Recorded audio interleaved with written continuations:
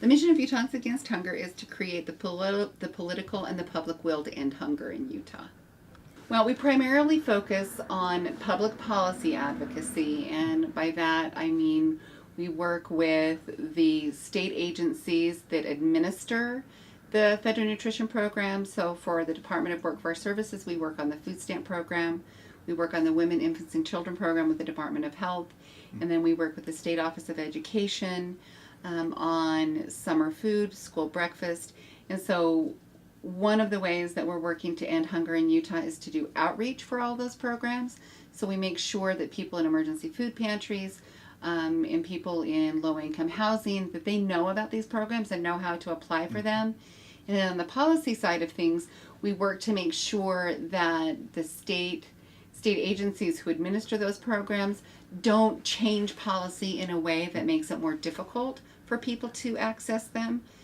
We also work with our congressional delegation. For example, the Farm Bill is up for reauthorization this year, and there are some really terrible cuts in those programs for food stamps, and so we're working with our congressional delegation to make sure that they understand what the impact of those cuts would be.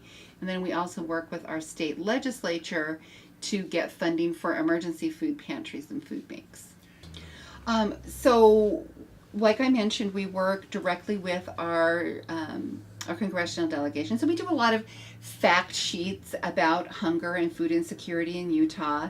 And so we share that information, the statistics, and the impact of the programs on low-income Utah families, and we communicate that information to our congressional delegation.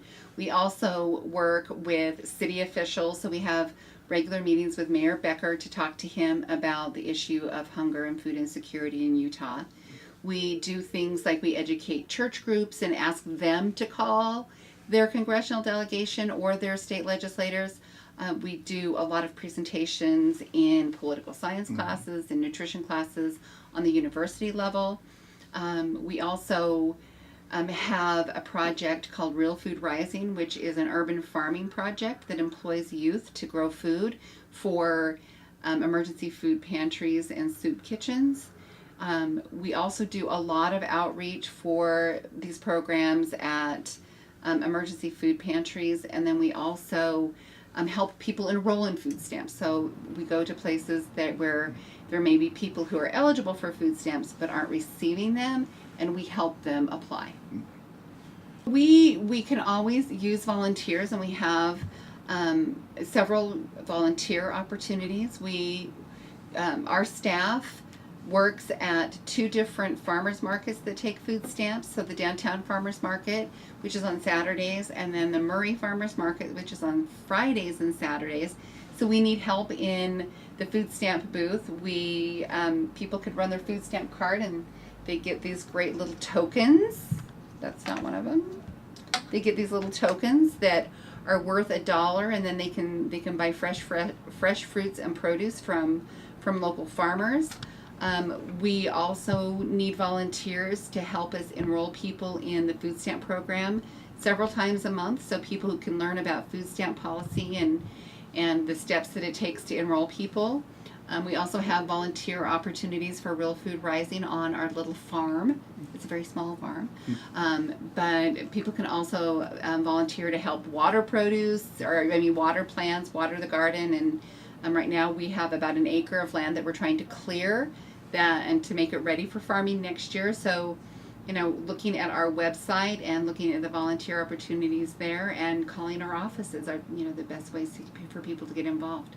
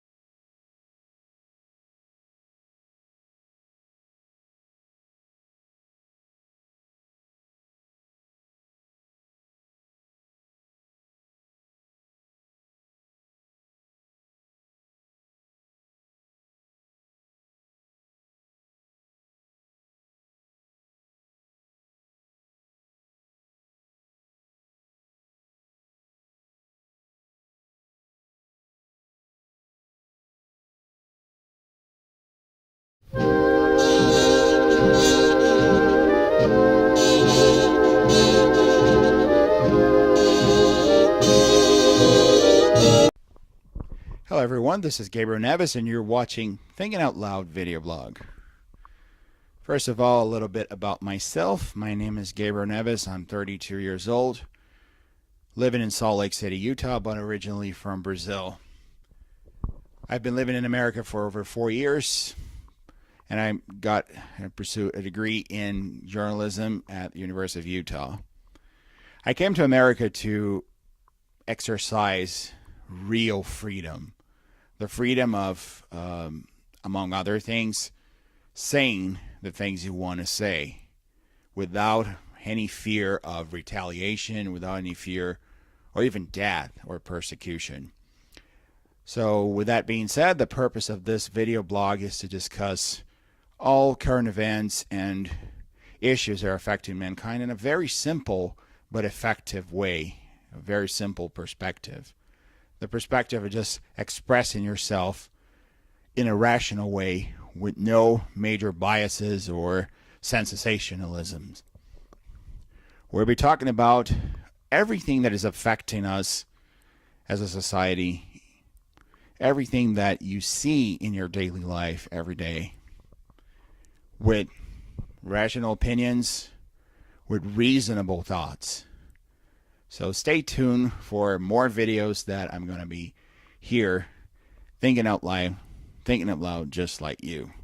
Stay tuned and see you next time.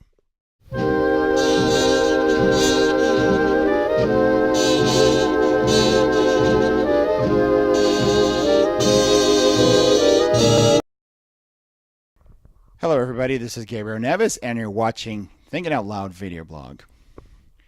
For today's video, I'm going to talk about a pretty tough subject that is affecting, lots of people all over the world, and is usually related to people who have fame, who are famous, who do something that people instantly recognize, and it's a kind of a discrepancy between their thoughts and actions.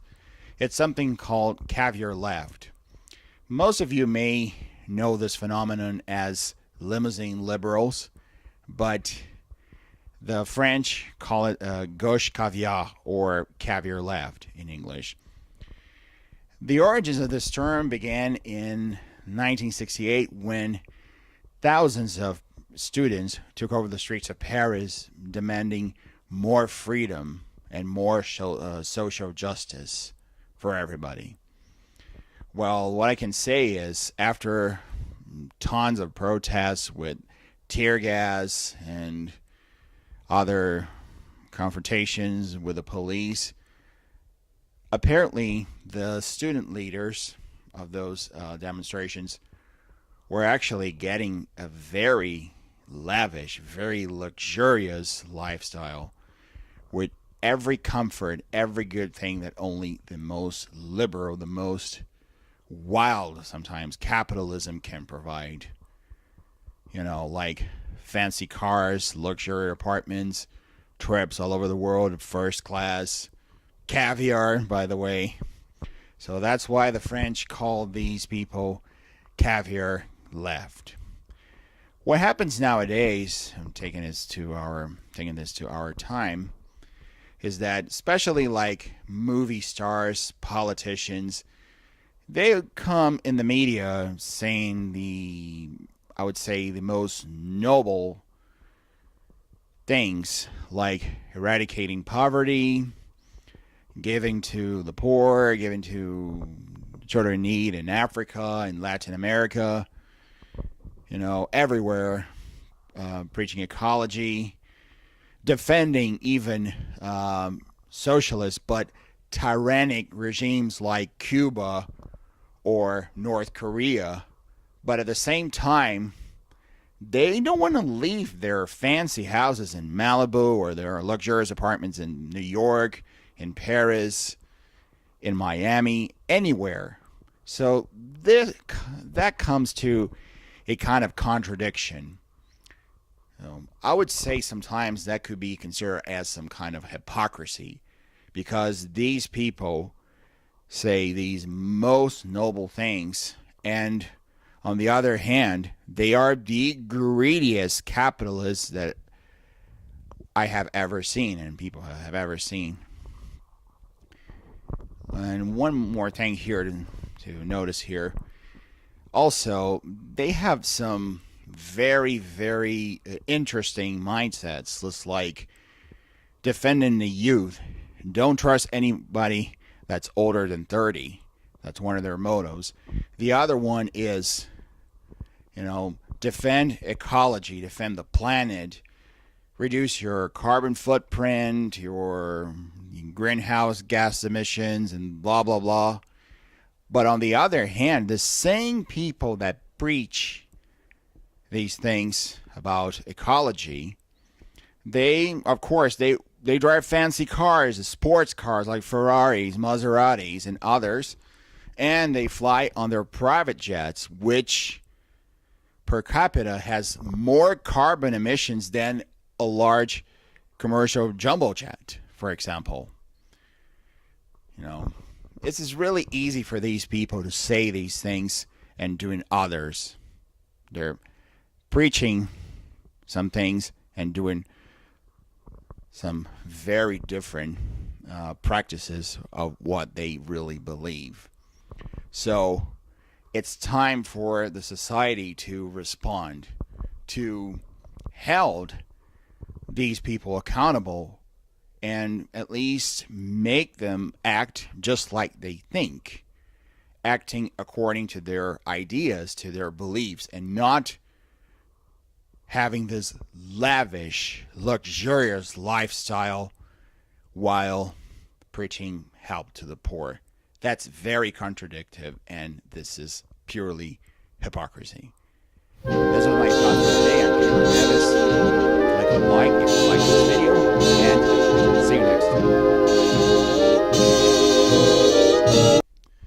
Hello everybody, this is Gabriel Nevis, and you're watching Thinking Up Loud video blog. For today's video, there's something I'm going to talk about.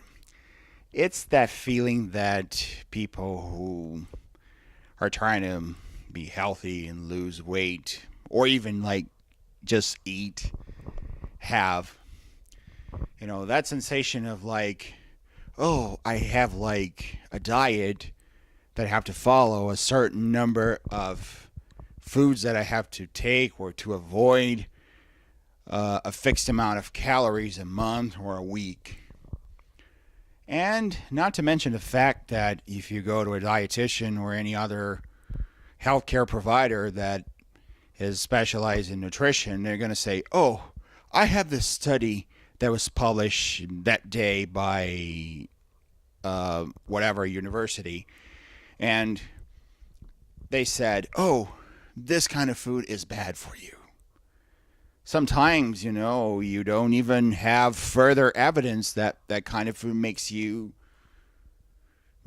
sick or makes you feel bad.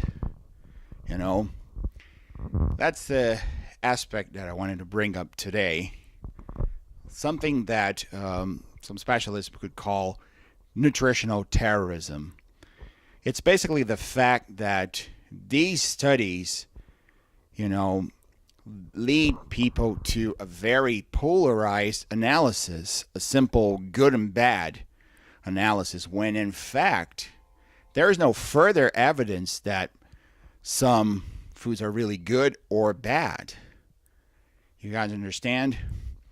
This kind of practice is called nutritional terrorism because those studies are taken as seriously as religious scriptures like the Bible, the Quran, the Torah, and other holy books that you can find, because they are taken as unquestionable truths, unquestionable dogmas that you cannot contest, you cannot argue about.